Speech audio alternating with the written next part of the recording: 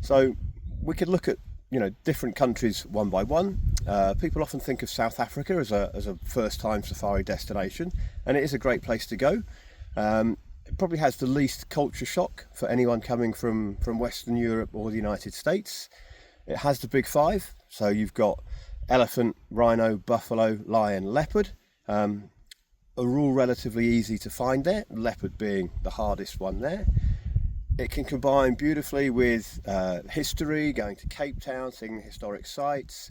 Table Mountain is another great location. There are the vineyards, so you can combine beach and bush quite easily. And South Africa has a variety of different national parks and places to go. You can go to the Drakensberg Mountains. Obviously people know Kruger National Park and the excellent private reserves adjacent to Kruger. There's Madikwe Game Reserve up on the border with Botswana, which is excellent.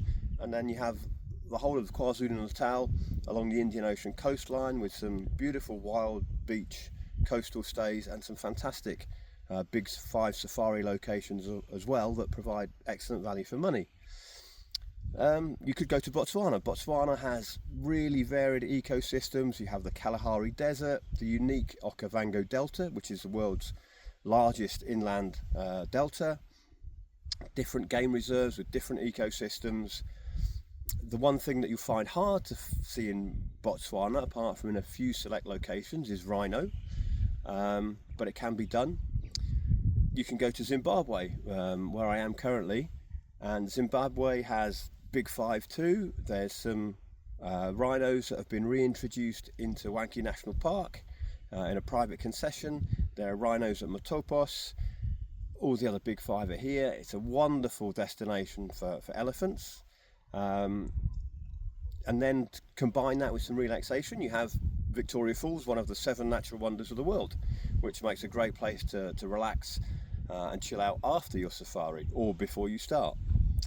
You could go to Namibia. Namibia, totally different landscapes to the rest of Southern Africa, very arid, but changing all the time. Beautiful dunes, great for big five. You're almost guaranteed to see the big five if you go to the right places in Namibia.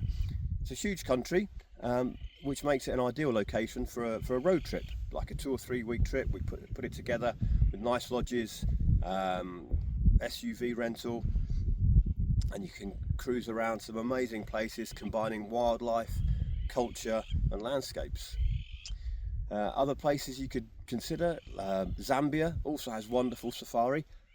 Quite hard to find rhino in Zambia, but some beautiful national parks there, and also part of Victoria Falls is in Zambia.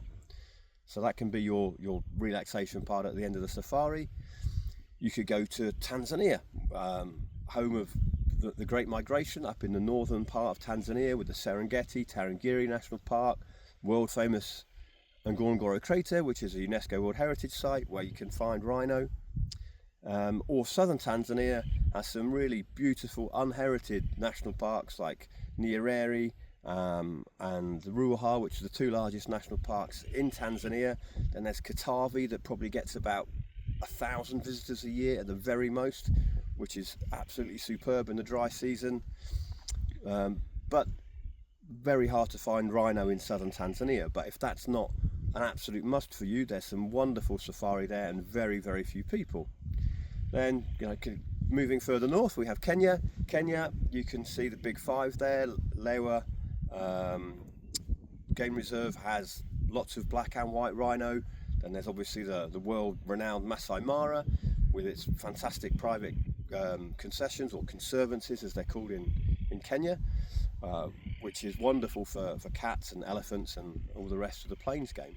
So there is no one right answer. The best thing to do is to reach out to us, have a conversation about what you want to achieve, what you want to see, what you hope to experience, what your budget is, what season you can go in, and we'll put together the best possible safari for you.